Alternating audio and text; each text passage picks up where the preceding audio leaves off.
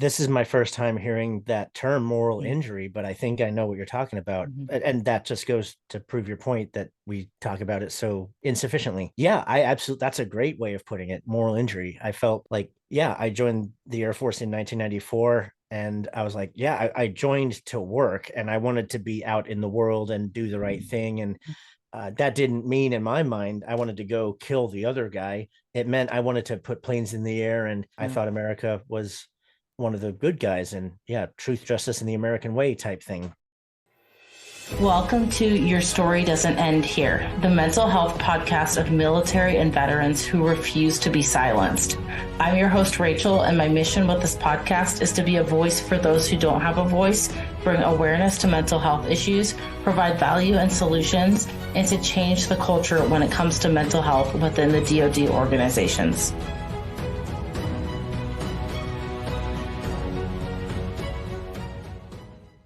Hey everyone, thank you so much for coming back for another episode of Your Story Doesn't End Here. Today's guest is Chris, who is a nomad with a house and a dog. He has been an Air Force electrician and a teacher. In his off time, he loves to consume books, watch science fiction movies with Mick, his 97-pound German Shepherd, take on home improvement projects, snowboard and hike in the Cascade Mountains, and travel the world.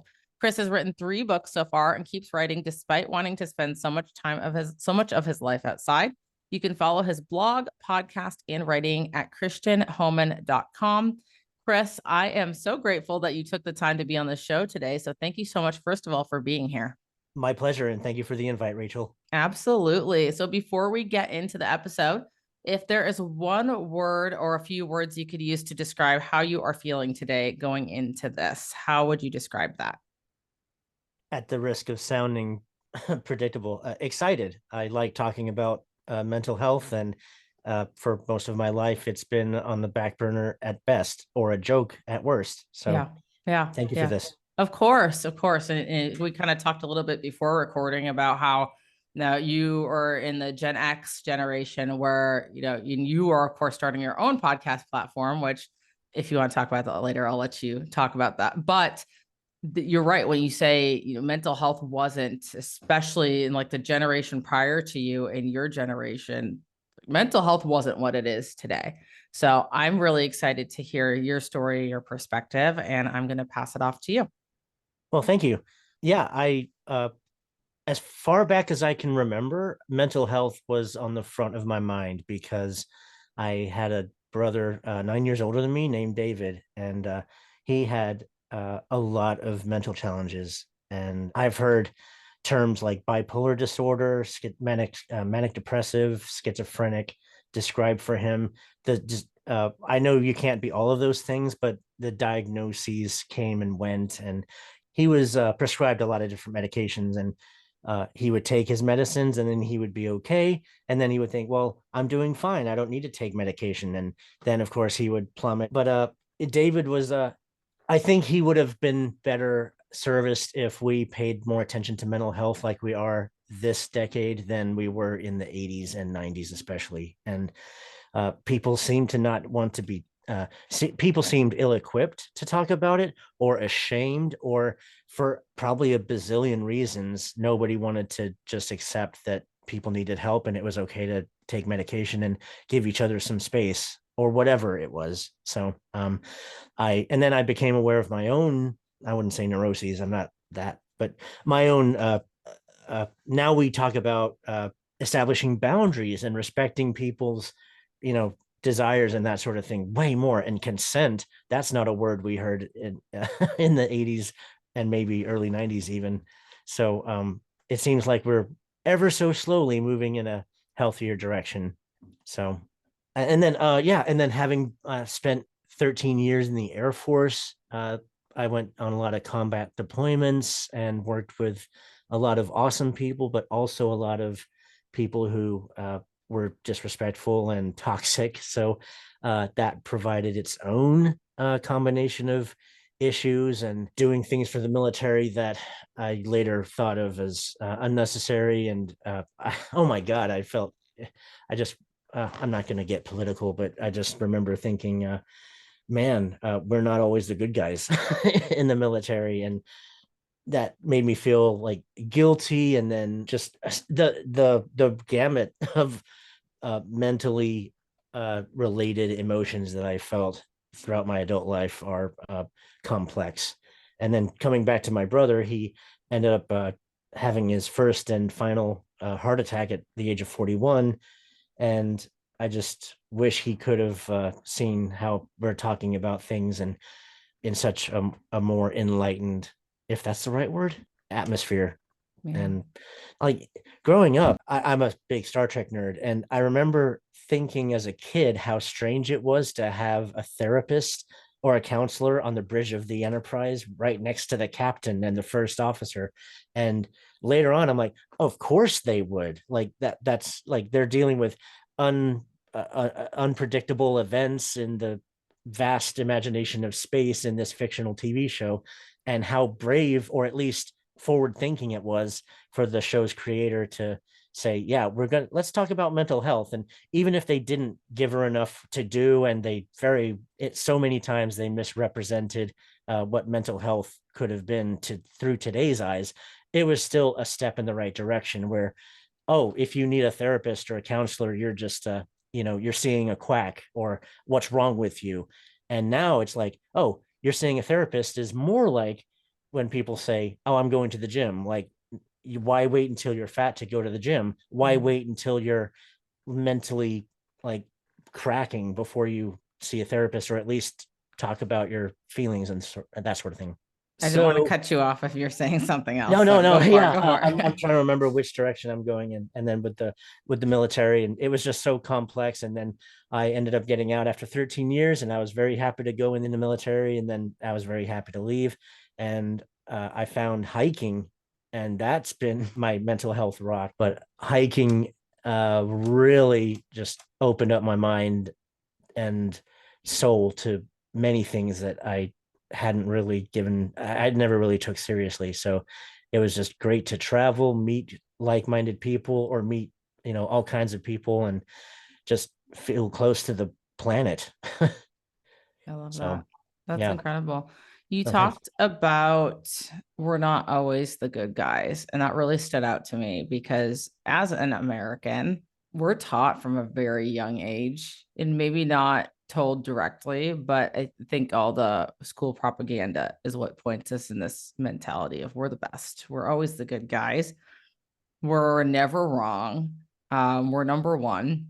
And I think when you join the military, that attitude kind of perpetuates because it almost has to, right? Like if you're going to go out there and do something that is morally against what humans are supposed to be wired to do, I guess if that's the right verbiage for that, you can't have people questioning, am I doing the right thing or am I doing the wrong thing? Because then someone's going to second guess themselves when it's time to pull the trigger.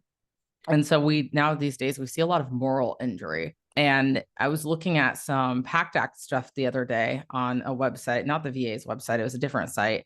And it's talking about how like one of the claims could be made as moral injury. And I was like, oh, that's really interesting because we hear a lot about this, but at the same point, it's not really being talked about a lot. Did you feel like you had moral injury coming out of these combat situations?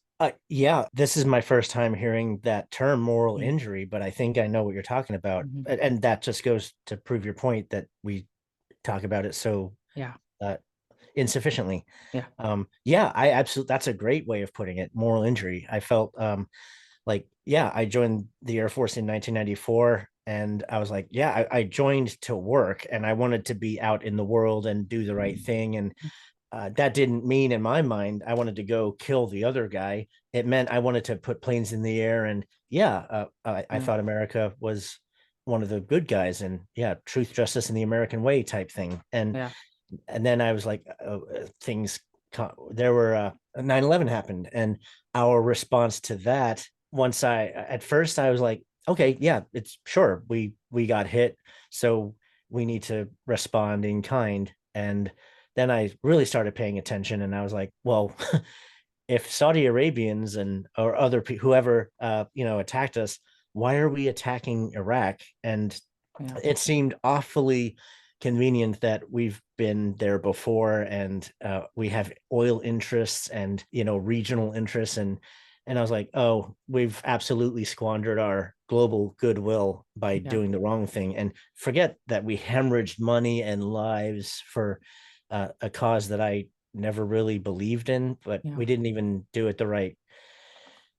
Well, there was no right way. And Right. I'm still, I read several books and they kind of enlightened me about how this wasn't the first time we've done this. Yeah. Howard Zinn's a brief, no, that's not it. Howard Zinn's A People's History of the United States. I was like, oh my God, okay, we've the history I was taught growing up in school is a very uh, sweetened veneer of the real events. Yeah. And yeah, moral injury, absolutely. And I simply I'm still on a journey of trying to resolve everything. And before I moved to Whidbey Island, I spent a year in Saudi Arabia as a contractor. And in that year, I had to work on my relationship with the United States. And I was like, am I going to keep being a global nomad, or am I going to buy a house and live on Whidbey Island, which is a place I love? And I simply didn't have a clear answer on how complicit or how participating I wanted to be in this wrongful civilization. And I don't even mean just American. I mean, all countries that I've ever paid attention to seem to crack under, inspection when Yeah. you look at, what we do as a country and how we justify our actions. And as the most powerful nation on earth currently, we're doing some questionable things. Yeah. And do I want to pay taxes and claim to be a citizen in this country, knowing that it's doing things that I don't agree with? Yeah. I think I, about that every day.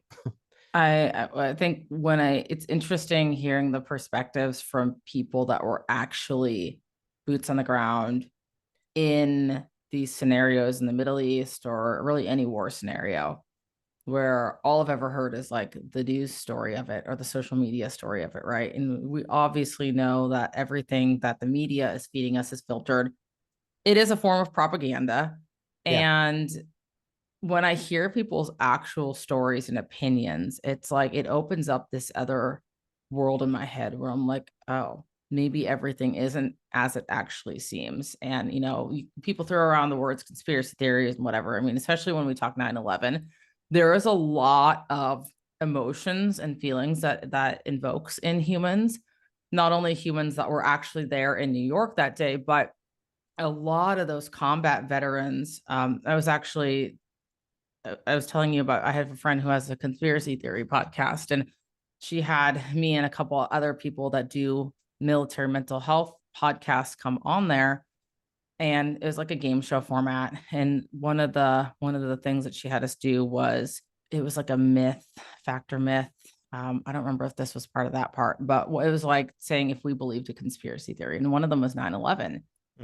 And one of the guys that was on there was like, I can't believe that 9/11 was an inside job. He's like, I can't believe anything other than what I know, because it would mean that everything I did was for nothing. And that resonated with me so much, because I'm like, how many people joined the military because of 9/11? How many people were sent out to some kind of war because of 9/11? And when you talk about like, well, we're in Saudi Arabia, what are we doing here? When like what like just the confusion, right? And I hear this from people that were actually there, and I don't negate people's personal experiences, because who am I to do that? All I know is what I know, which is what the news has fed me. And I don't know. I don't know that we'll ever fully know the truth on anything, because it's designed that way. But I think it does, like, it brings us back again to this issue of moral injury of, are people okay with even really knowing what really happened? Because would that be too much for people to know that, hey, I lost friends and I went and spent this period of my life doing this, and I don't even know if I agree with it.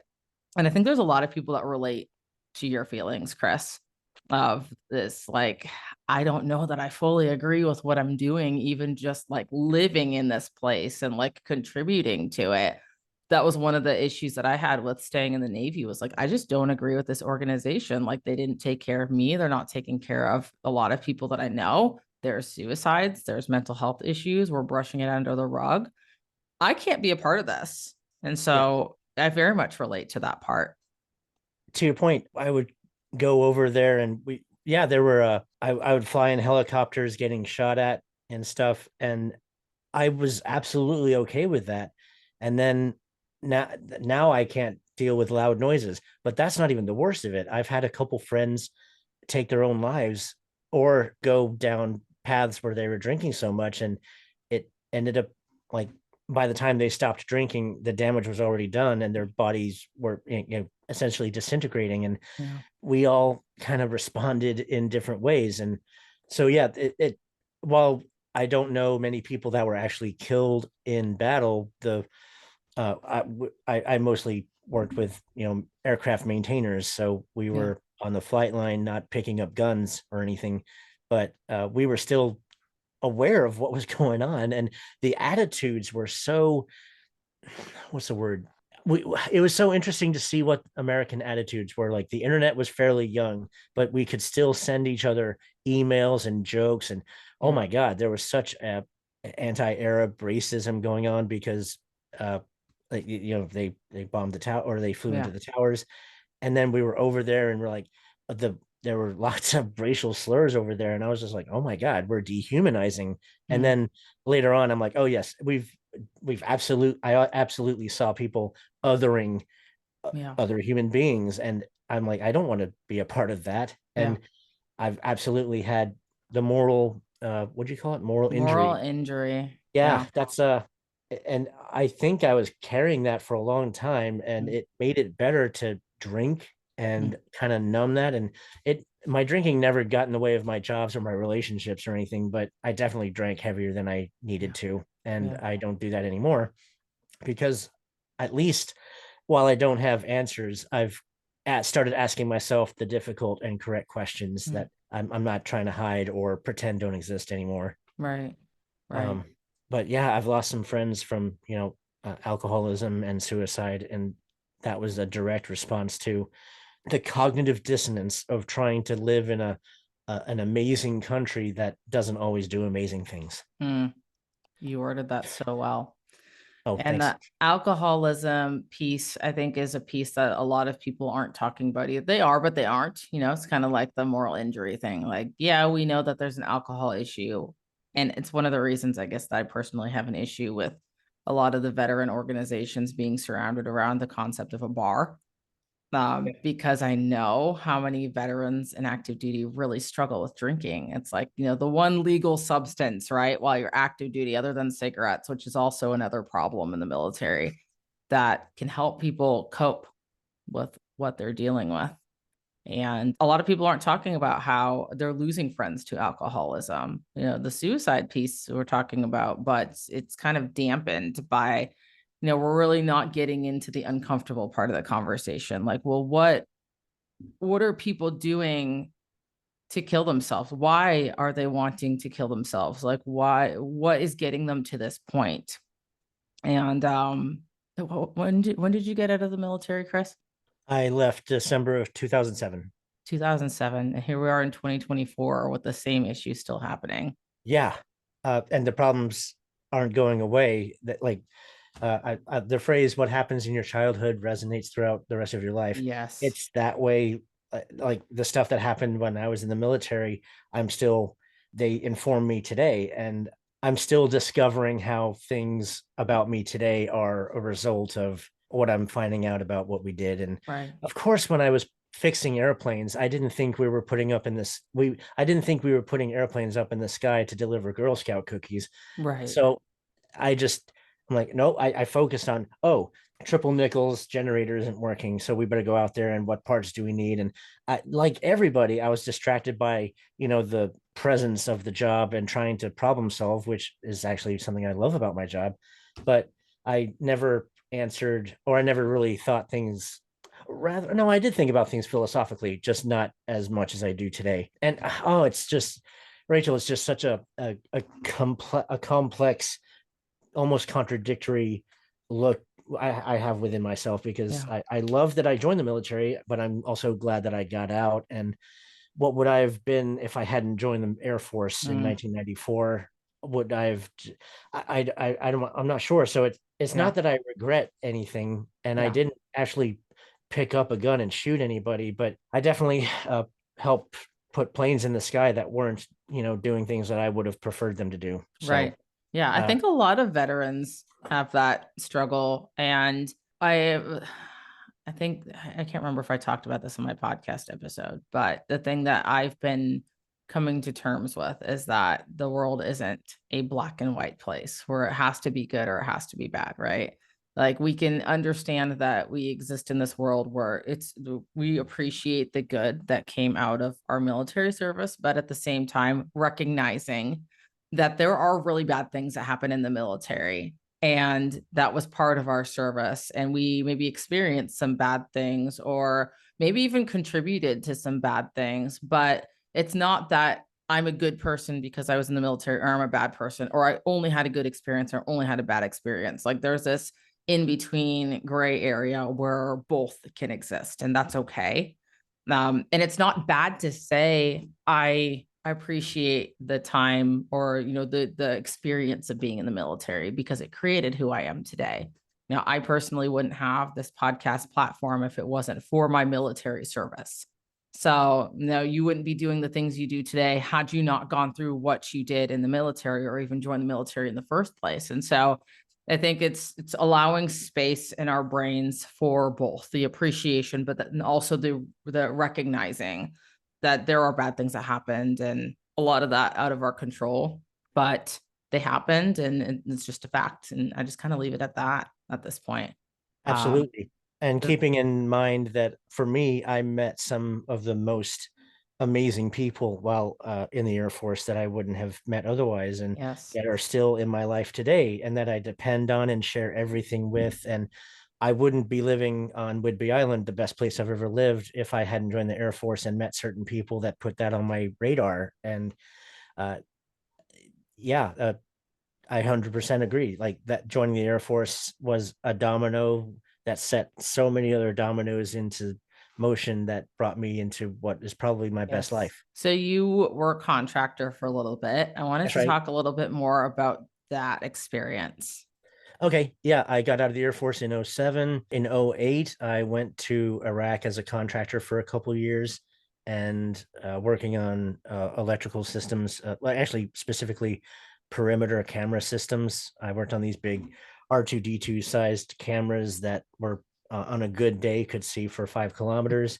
And of course, with the wind and sand, those aren't good bedfellows for technology. So I flew all over South and Central Iraq, working on these cameras at all the FOBs, forward operating bases, and those were the, yeah. I made a really, I was able to save up so much money, and just figure out what I wanted to do and what it would to kind of, yeah, that those 2 years were key for me. Like I needed to be in a beige, musicless country to help me decide what direction my life was going to go in now that I wasn't in the military anymore. Yeah. So for you, you think that was very much a transitional phase of your life? Absolutely. And having after 2 years there, for the first time as an adult, I had time and money, and I had read Bill Bryson's book A Walk in the Woods, and I thought I'm going to hike the Appalachian Trail, and Mm. I did that. And Wow.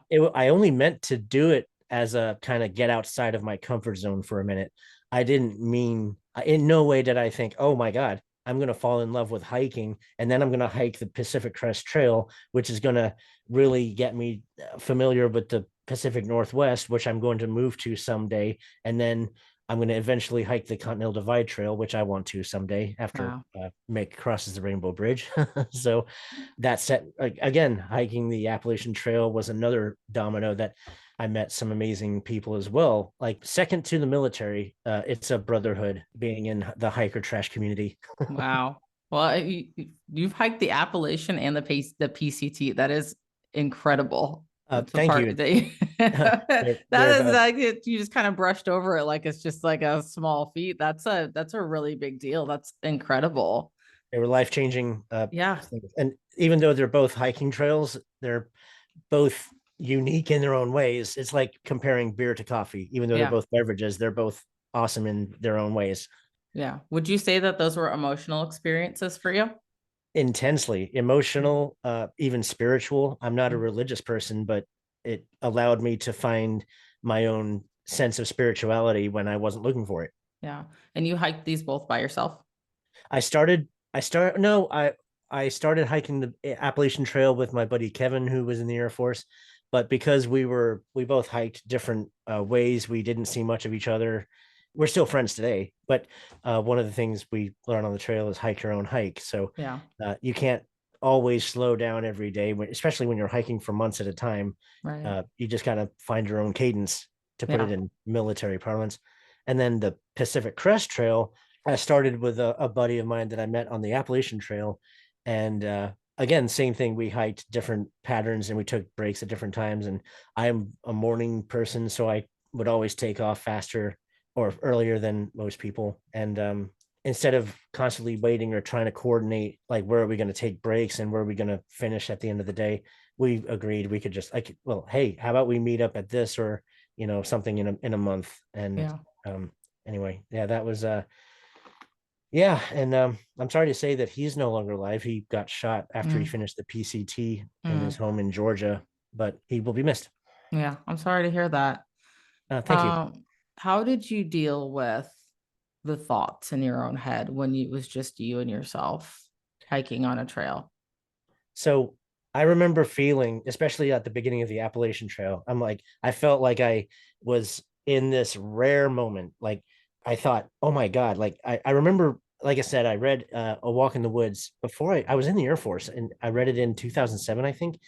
And I remember thinking, oh, it's a shame I'll never be able to do this. I didn't know anybody who had been ever able to take months off at a time, like float between jobs for a year. So I was like, I felt like I kind of made a deal with the devil by working in Iraq as a contractor for a cause I no longer chose to believe in. And then I'm hiking the Appalachian Trail, and I'm like, okay, I got to make this time count. What am I going to do when I get at the end of it? And by the time I finished it, I was like, okay, I want to use the GI Bill, get a degree, and try to, be a cause for education and all things healthy in the world. And while I've never really been married to a certain kind of job, I definitely was open to just like doing electrical things throughout, different companies and stuff. But I also thought about being a teacher and just traveling the world and teaching English. But I was a better electrician than a teacher. So Yeah. I liked problem solving more than doing lesson plans. But yeah, and then thinking of the spiritual stuff, really, like I said, that came out of nowhere for me. And kind of like what you talked about earlier, I learned to be okay without facts. And Mm. while I don't know much at all about why I'm here or what the cause of everything is, I decided to be okay with not knowing anything. And I don't see the point with somebody, or even taking away somebody's faith or challenging that, like, especially if it's not doing any harm. Right. So, and I just felt like being like walking so many footsteps, just me and the earth and the wind and the sun, and across rivers and mountains, and whether it's boring, to like tundra, or if it's, dazzling plants and flowers, I felt like I was more than ever like a part of the universe. And Mm. I saw more than ever for the first time the holisticness of Mm. everything and the interconnectedness. So Yeah. that was a gift. I'm not sure I would have gotten that early if I hadn't started hiking. Do you think that a lot of what you have done in life since you left the military was almost to balance out what you feel like you disagreed with when you were in the military? 100%. I wouldn't have ever articulated that way, but yeah, Mm. you're absolutely right. I feel Mm. yeah, I joined the Air Force because I was a mediocre student at best. I didn't have any notable skill sets, and all I knew was I wanted to leave Texas and join the world, join the military so I could see the world and travel. And the Air Force was like, "Hey, we'll give you a job and money and friends," and it did. Yeah. And and then I was like, "Well, I got all of those things," but then I also was like, "Well, what am I doing in the world, and am I a positive force?" And Yeah. in some ways, I was. In other ways, I contributed to negative forces, and Yeah. I don't want to do that if I can help it. It's interesting I hear that a lot from people who are like, I joined the military because I was, mediocre, or I joined the military because in some way, shape, or form, whoever and whatever individual thinks that they weren't enough or weren't good enough, right? And I think too about how people with careers and degrees, if they join the military, people look at them like, you're stupid. Why'd you join the military? And so it's kind of random thought pattern happening in my head right now of like, why is it that we think that the military is only for like the stupid people, or the people who weren't good enough, or the people who we think couldn't make it in life, so they need to join the military. And so that's just kind of what popped in my head when you said that, because I remember various times in my life when either, an NFL player or someone with like a PhD or something decides they want to join enlisted military, people are like, are you stupid? They're like, why? And I don't know if it's like a pay thing because E1s don't make a whole lot, or if it's just, I don't know. I don't know what it is. The officers make more, and people think if you're educated, you should be an officer. I really don't know. Do you have any And thoughts on that? yeah, so I've one person I met, I asked him that very thing, and he came from money, Mm-hmm. and I met him at tech school, and he said in the will before he received anything, he needed to do some sort of civil or military service. And I was like, oh, okay. So that was a very transactional thing. Yeah. But that was just one. I don't think that's most people who Right. you described. I think people are looking for something that's missing, Mm. usually that, and whether it's to be part of something bigger than yourself, which is also something I wanted to do. I was directionless when I graduated high school, and I was like, I have no idea to what I wanted to do. And maybe if somebody's like, got degrees, or, a rich career, a well-paying career, maybe money and education isn't enough. Like, Yeah. yeah, I've gone to college, and a lot, while I'm glad I did, I don't necessarily agree with everything that college wanted to teach me. Yeah. And then I've been a part of jobs that paid well, but I was like, oh God, no, this is not what I want to do for the rest of my life, and I almost regret doing it. Yeah. Oh, fortunately, being an electrician, all I do is splice wires together and make things work. But I'm aware that that leads to bad things and good things, but I'm not proud of the bad things that people do with the things that I fixed. Right. So Do you feel like you got that sense of satisfaction or something bigger than yourself for serving in the military? yes, I Okay. do. I met a lot of people, had a lot of cool conversations. People opened my mind to things that I would not necessarily have thought of or thought to ask, and people challenged me. Mm. I loved that people. Some of the friends that I've kept today have been those that that really piqued my interest, and I was like, Mm. "Ooh, I never thought of it this way," and uh, I love that. And Mm. it's kind of, I'm not saying that the military is the only way to experience it, but it was the easiest way for me to find it when Mm. I got out of high school. And yeah, my mom was she was in the Royal Air Force. She was born in England, and she always talked about how she missed that sort of she always called it a brotherhood, even though that's not, I don't know, I would say that community. Yeah. And I found it the same way. And not everybody in the military is, an honorable person, but I found plenty who were. Yeah.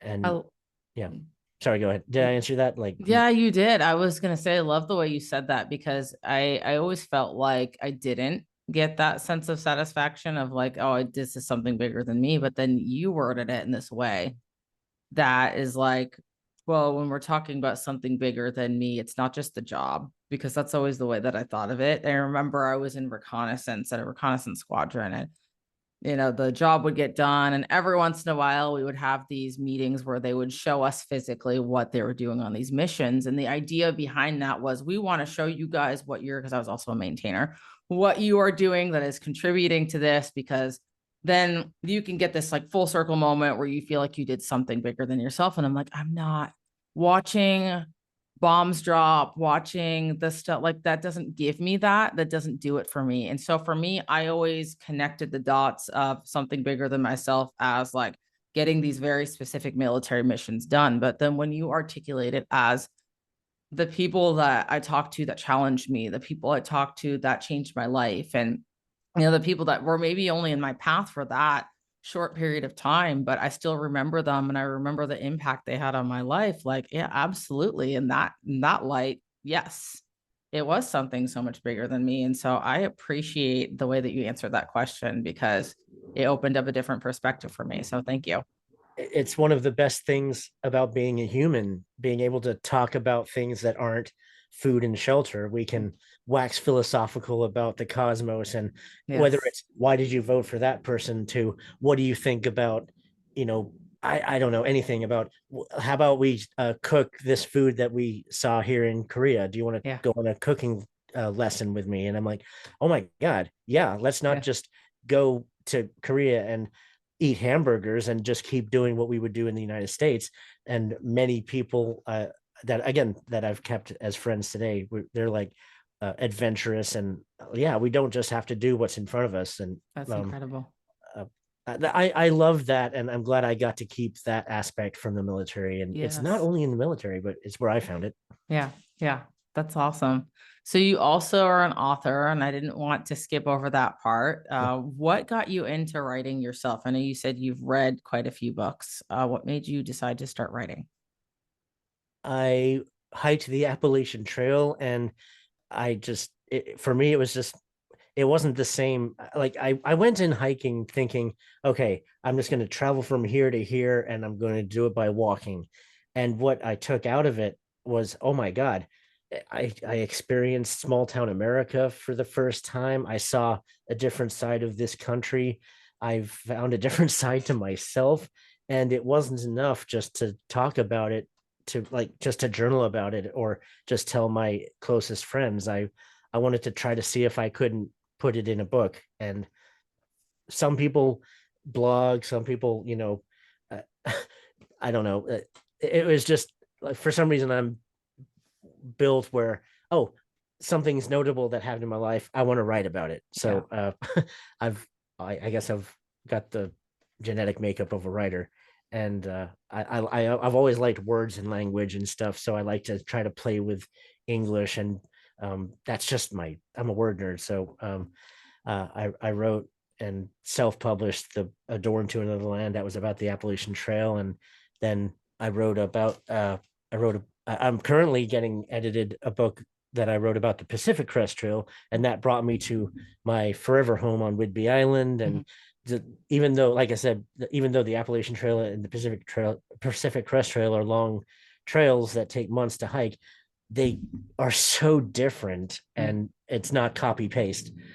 And then I also I saw a lot of things that I didn't like about like the media. And so I'm like, okay, one of my buddies, Thomas, was like, you should write a book about this. And I'm like, okay, we should write a book about this. And just about how watching the news isn't the same as from one person to another. And I'm like, oh, I did some research, and oh, there's a thing called media intelligence. That Mm. sounds like something I want to explore and maybe even contribute to. So while I don't ever want to run for office, I liked the idea of writing a book that hopefully uh, persuades people to vote and to not lose faith in the electoral system, Yeah. um, or in democracy. So yeah, I like to write.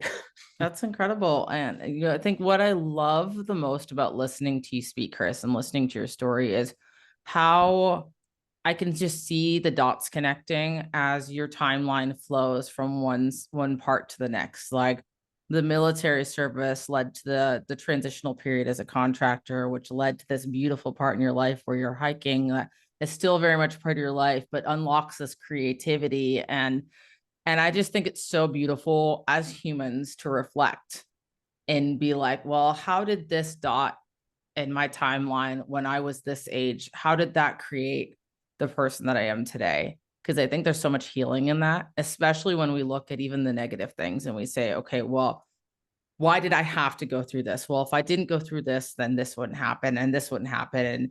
And maybe if, like for you, for example, maybe if you didn't go through the negative experience in your life, you wouldn't have had the enlightening experiences that you had. It's like the good has to exist with bad at the same time, like the yin and yang, however you want to articulate that.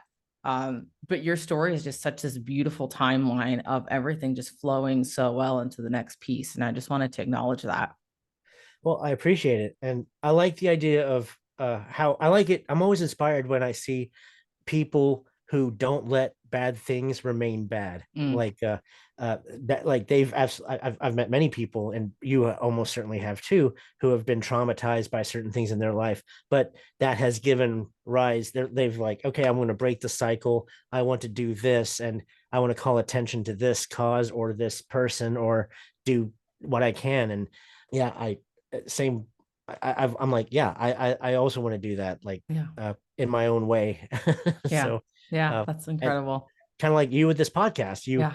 definitely have been through things in your military and your military experience, and you're like, well, I want to start a podcast about military mental health. I'm like, I understand that. Yeah. Thank you. And just that connection point with people in general, anything, whether you're hiking or podcasting or working your job, that connecting point with people and learning other people's stories. And like, you and I talked before we even started recording about how we were both swimmers, and like a lot of those points, like we really don't even get in those in-depth conversations with people anymore, especially now that this social media age is like at the forefront of society. People aren't getting to know people on those deep levels anymore. And so for me, it's been so important to start having these deep conversations again. And podcasting is just one piece of that puzzle, but I always encourage people in their day-to-day conversations with people. Maybe not, the first time you meet someone and you're trying to check out at like Home Depot or something, maybe not like getting into like the deepest conversation, but there are questions we can ask people that are just a little different than, how are you today? I'm good. Oh, cool. And then moving on with their day. It's the Yeah, reason that I ask. Go for isn't it. time a construct, sir? This is Wendy's. Right. Right. But it's like if you even just articulating something differently, like I like to ask at the beginning of my episodes, if there's one word or a few words you could use to describe how you're feeling today. It's a long-winded way of asking, how are you today? And most people answer it with a one or a few words. But I think it gets the brain thinking a lot more than, how are you today? So it's just those little tweaks in conversation that make people feel heard. Another one I love is asking people, how can I support you? Ooh. Um, yeah. So, and that was the next question that I was going to ask you actually, is how can we find you, your books and, all your work, and how can we support you? Well, thank you for asking. Of course. I am not good at self promotion, but I'll happily tell you. I have a website, christianhoman.com. I've got links to my books on there, and I also blog when I travel. I like to blog about living a life that empowers traveling. So Mm, while I'm not as much of a global nomad as I was before I bought this house, I still spend money and make decisions with the ultimate goal seeing more of the world than I have. mm, And whether it's yeah, just so I try to do that. And oh my god, just exploring the Pacific Northwest is awesome. I mean, everybody oh yeah. knows that, but I just like to draw attention to the things that I see and I feel compelled to write about and Yeah.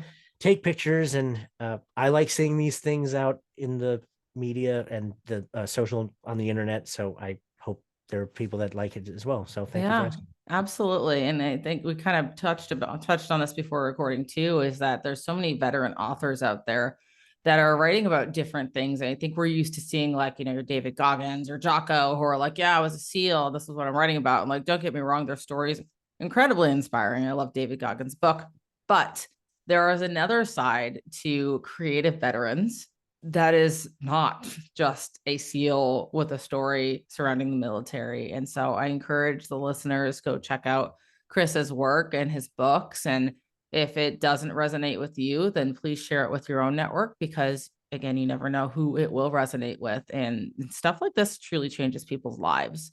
And it's free to share things. So please do if you are able to do so. Chris, I am so grateful you came on today to share a little bit of your journey. I'm glad I got to get to know you a little bit more today and just hear a little snippet of your life. So I appreciate you so much. Are there any last words or a piece of advice you want to leave the listeners with today? I just want to say books inspired me, and I hope you guys, if not find books to inspire you, find something that does, because we're only here for a while, and it's just amazing to be here while we are. And thank you for podcasting, Rachel. I really love what you're doing as well. Thank you so much. Thank you for taking the time to listen in today. With your support, we are able to increase awareness of the mental health issues affecting service members and veterans today, with the goal of creating positive change. If you got value from this episode, please take 30 seconds to subscribe and share this episode within your own network. Until next time, remember, your story matters, your mental health matters, and your story doesn't end here.